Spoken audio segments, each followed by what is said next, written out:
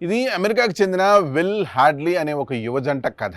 2024 సంవత్సరంలో వీరు తమ జీవితంలో అత్యంత సంచలనమైన నిర్ణయం తీసుకున్నారు. అమెరికాలోని అత్యంత ఆధునికమైన, వేగవంతమైన అన్ని సౌకర్యాలు ఉన్న లైఫ్ని ఒక్కసారిగా వదిలేశారు.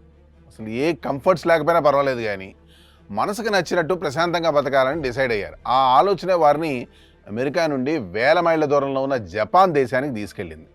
సాధారణంగా జపాన్ అనగానే మనకి టోక్యో లేదా ఒసాకా లాంటి మెట్రోపాలిటన్ నగరాలు, ఎటు చూసినా స్కై స్క్రాపర్స్, బుల్లెట్ ట్రైన్లు గుర్తొస్తాయి. కానీ ఈ జంట ఆ నగరాల వైపు కన్నెత్తి కూడా చూడలేదు.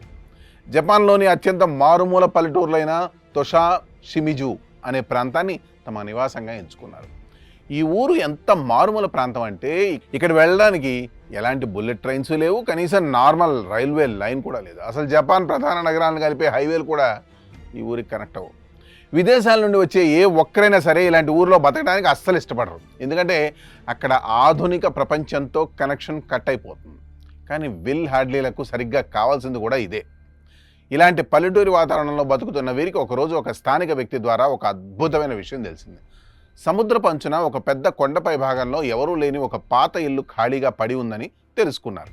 ఆ ఇంటిని చూడగానే వారికి ఒక అద్భుతమైన ప్రపంచం గుర్తొచ్చింది. అదే జపాన్ అంతర్జాతీయంగా ఫేమస్ చేసిన స్టూడియో గిబ్లీ యానిమేషన్ సినిమాలు. గిబ్లీ సినిమాల్లో ప్రకృతి, కొండలు, సముద్రాలు, వాటి మధ్యలో ఉండే అందమైన పాత ఇళ్ళు చూస్తే ఇదంతా కేవలం గ్రాఫిక్సా లేదా ఊహ మాత్రమే అనుకుంటాం. కానీ సరిగ్గా అలాంటి లొకేషన్లోనే ఆ పాత ఇల్లు ఉంది. చుట్టూ కొండలు, ఆ కొండ కింద అనంతంగా పరుచుకున్న నీలిరంగు సముద్రం. ఆ క్షణమే ఆ ఇల్లు కొనుక్కొని వారి కలల ప్రపంచాన్ని అక్కడే సృష్టించుకోవాలని నిర్ణయించుకున్నారు.